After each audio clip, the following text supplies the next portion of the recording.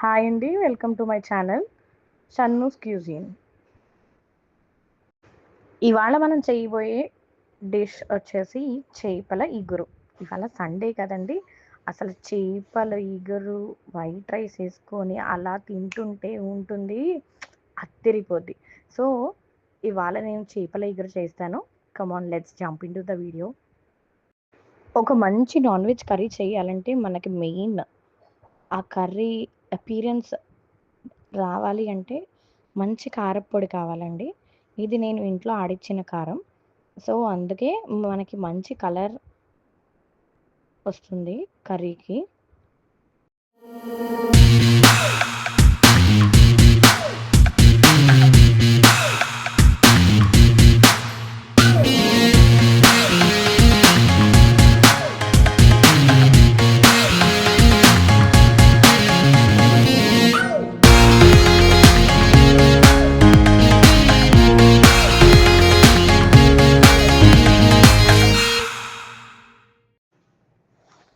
ఈ వీడియో మీకు నచ్చినట్టయితే లైక్ చేయండి, అలాగే షేర్ చేయండి, సబ్స్క్రైబ్ చేయండి.